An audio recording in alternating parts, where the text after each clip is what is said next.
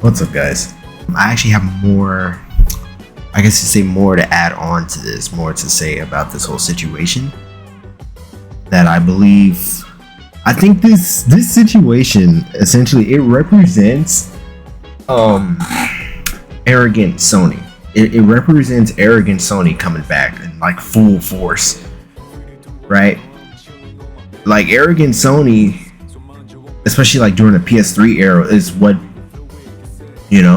made them test the waters for a pricing range for their console. They launched the PS3 for $600, which was ridiculous at the time, right? So I do think that with arrogant Sony coming back, and it's not even just that, to be honest, it's also the Concord situation, right? Like Concord is a great example of arrogant Sony, where it's like there were many red flags that game would have issues, right? Both in its marketing and its designs, right? The designs weren't relatively appealing, but the game was not marketed. They showed like one trailer of that game at essentially like one random PlayStation showcase and hardly showed it again. And they just assumed that, oh, this is a hero shooter, this game is just gonna sell well, essentially, right? It was a level of arrogance in that team. Where it's like, oh, this is a hero shooter, it costs $40, it's just gonna sell well, right? It'll just work out. I think that is definitely a hallmark of that, essentially. And then, I mean, this is why it's important to have competition in this industry, right? This is what happens when Xbox is pretty much out of the picture. Sony can just completely become arrogant again. They always do this. Sony always does this when they're on top. When they believe they're on top and they're getting like a very big hot streak, essentially when that gap in between their competitors is very big, they start to become arrogant. They always do, right? And something always happens where like it kind of slaps them back down to reality. It happened with the PS3, where it's like the Xbox 360 and the Nintendo Wii both sold extremely well compared to the PS3, right? Like they sold extremely well, and that essentially made Sony have to become competitive again, right, with the PS4. So I think I do hope that it doesn't stay this way, but I don't see it changing. Like, it could theoretically change with a Switch 2, but at the same time, the problem with a Switch 2 is Nintendo's in this spot where they actually are kind of so good that Sony wouldn't even consider them a competition, right? Nintendo is in an amazing spot right now, where it's like their console is one of the best-selling video game consoles of all time, and they are still moving millions of units of software, right, of games a month. It's ridiculous. So it's like, I don't know. We'll see if it depends on what they'll do with a Switch 2, right? Because the thing is, Nintendo is run by different people now. It's not the same Nintendo that it was before the Switch came out, or even when the Switch came out. It is ran by a completely different president, right? And because of that, we don't know, right? That angle can be completely different. We assume the Switch 2 is relatively going to be a more simplistic upgrade over the Switch, and it's just going to try to do more of the same. But who knows? With the difference in leadership, they might just want to be competitive towards the other companies, the other offerings, essentially. So we'll see. That'll be interesting to see. And I think with Xbox, the weird thing about Xbox and its competitiveness in this space is that it feels like Xbox literally has a division. Like, it's like half their team like really cares, and then the other half just does not care at all. It's like, that's exactly how I feel about Xbox and its situation right now, where it's like, oh, you can very much tell that there's a side of this division that cares a lot about this essentially this industry, about this how I don't want to say franchise, about these consoles essentially, right? There's a division that cares a lot about it, and then there's a division that's like, just start doing live service, right? Just start doing just only sell Game Pass. Stop making consoles. We're just gonna be the Netflix of video games, right? It feels like there's a split there, right? And I do hope that Xbox stays in the space, because again, just for this, where it's like we can very clearly see that arrogant Sony's coming back, right? Very clearly see that they're coming back. I will say though, I guess I'm a bit of a sucker, but the improvements, the only game that I saw improvements in that was really impressive was 7 Rebirth. Bro, the lighting in 7 Rebirth looks so much better. Oh my god. Like just Zach sitting in the church, right in the slums, bro. That church, the lighting is just so much better. Like that alone is so good. The other games, so they also did a very bad job marketing this, right? Like the average person is not gonna notice the difference of a lot of the comparisons that they showed, right? Like here with the with like the Ratchet and Clank and stuff like that. Like people are not gonna notice the difference between these images. They're not. They're gonna look relatively the same to most people, especially depending on their display that they have, right? A lot of people are watching this on phones, right? You're not gonna notice that difference in pixel detail. First of all, you would have to be watching this on a 4K screen, and then people also aren't gonna notice the difference because they're comparing the or at least here they're comparing like fidelity versus the Pro, and it's essentially what you would see here is an FPS difference.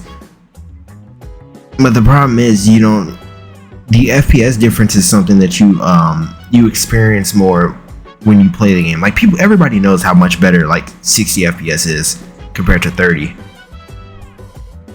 Like these are horrible examples. These are horrible examples because it's two things that's like happening here.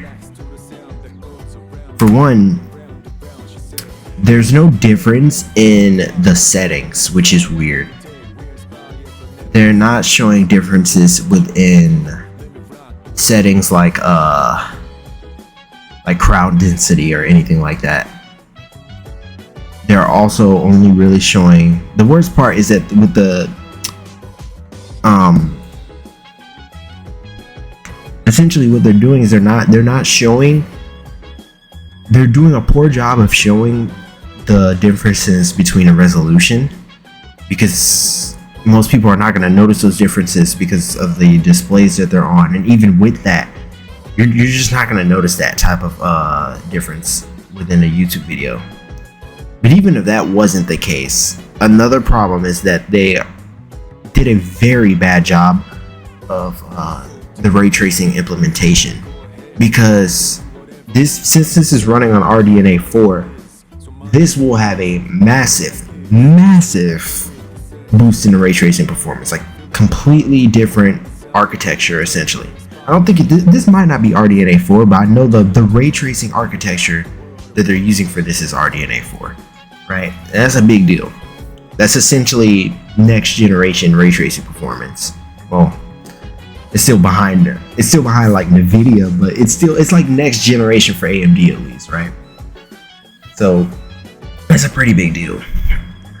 And what I want to see from that is I want to see newer ray tracing implementation in these games that these games originally weren't designed for. Essentially, that's what I want, right? I want to see Spider-Man 2 using ray trace global illumination, right? Like I want these developers to start having these solutions added.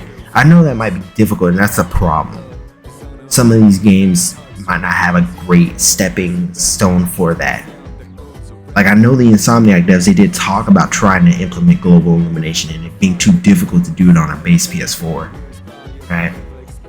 Like, so that's the type of stuff I would like to see on a PS5 Pro in terms of ray tracing, right? Like, it's cool and all having like ray trace reflections in Hogwarts Legacy or in Gran Turismo, but those already exist. Those were already on PC, and those were already on games that are multi-plat, right? Again, you can just have a PC with a 4060, 4070, 7700X, 7600 XT, right? Those GPUs, and you could have turned those ray tracing settings on anyway. I think it would be nice if they, especially for their exclusives, if they have different types of ray tracing modes available for the Pro, right? So like when Wolverine comes out, right, let that have global illumination, right? Let's say the base PS5 version has ray trace reflections in its performance mode. With the PS5 Pro, you can run it at 4K, 60 FPS, and you get ray trace reflections and global illumination. Now it's all of a sudden it's a lot better, right? It sounds a lot more better of a deal, right? The point is they're not maximizing that ray tracing increase, because that's the real big increase with this console. It's not even just the rasterization. Like the 45% is good, but it's not that big. And the upscaler is good. The upscaler is also good, right? The upscaler is nice as well. And I think the upscaler will have a wider effect. Essentially, it'll be affected on all games, and that'll affect image quality, which will be really, really important. I just believe that the ray tracing increase is so big that it should warrant bigger changes within the games themselves, right?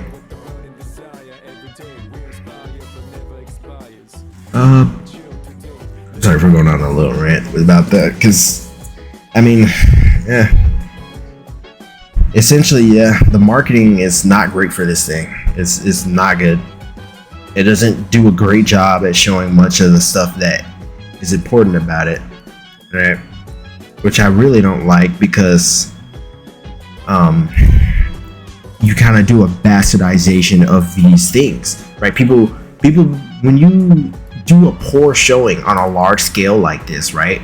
When you're a big developer for this industry and you do a poor showing of this representation of, I guess you could say, technology, people become misinformed, people become ignorant, essentially, right? So when people look at this and they don't notice a difference, they're like, oh, that must mean 4K means nothing, right? Or people look at something like this and they're like, there's not that big of a difference. There's not that big of a difference because it doesn't look like one, right? It doesn't look like one because of the nature of the way they did this. Yeah.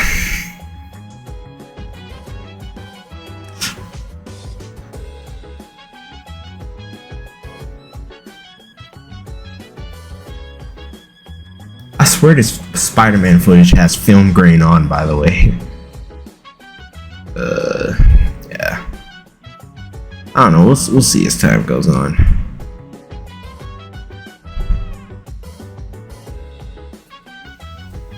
I'm glad they made an upscaling solution. It's a long time coming, though. They should have made an upscaling solution a long time ago. They put way too much faith in FSR, especially when like Epic made their own upscaling solution built into Unreal Engine. Sony should have made a solution a long time ago. It would have gave them the edge over Xbox for the PS5. Also, the lack, I mean, the crazy thing about the price is that it doesn't have a disk drive, right? I think not having a disk drive was such a bad idea that it's absurd. Again, even from a marketing perspective, it's a bad idea, because you know that the majority of PS5s out there, right, like they're physical.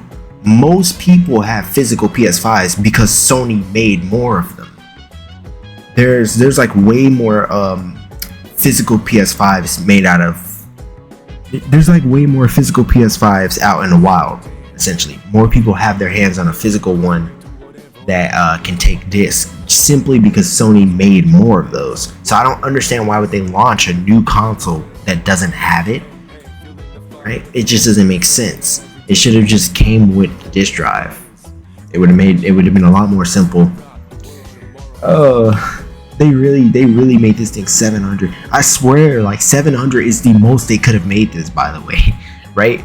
We were speculating the price for this thing, and we were hoping that it would have hovered around like 600. Right? We was actually hoping that it essentially wouldn't be super underpowered because they would care. We expected that Sony actually would care about pricing, right? When we were speculating like the range for this, we were hoping, oh, Sony would actually care about the pricing and not release this thing for like $800, right? But they did the exact opposite. They essentially did not care about the pricing at all, and they just said, oh, we're just gonna make this 700. Right? I wonder if this thing is being sold at a loss. Right? That's actually very interesting. Is this thing being sold at a loss? That's very interesting. Because 700 is a lot. Without the disc drive? Without the disc drive, it's like, bro. Without the disc drive, it's 700. Like,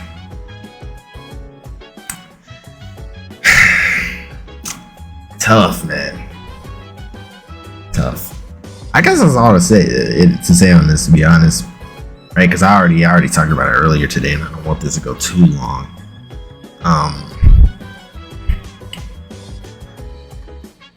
Yeah. Well, I hope you guys enjoyed this. This is a different type of video from what I usually do, but this is something I was interested on. You know what else I'll do a video like this on? It's definitely when whenever NVIDIA does their like showcase for the 5090. Oh, I'm gonna talk about that for so long. I'm still excited about that. Hopefully that thing's not like $2,000, right? Hopefully it's not. Hopefully they just, they just make it $1,700, right? It gets like $100 increase, which is still crazy expensive, but yeah, hopefully their offerings aren't too crazy with the pricing, because there really is no excuse for this thing to be this expensive. Essentially, we're not in the same time that we were in back in 2020, like 2 years ago, where the chip manufacturers essentially were running out of silicon to create these this hardware. We're not at that stage anymore. We're in 2024. The cost for this hardware, if anything, should be going down right now, right? The prices of this stuff should be going down, and with this, it's like, what's going on here, right? So yeah, I hope that I hope that their offerings aren't super crazy in that price regard. Yeah, I think that's all I gotta say on this. I hope you guys enjoyed, and I will see you on the next one.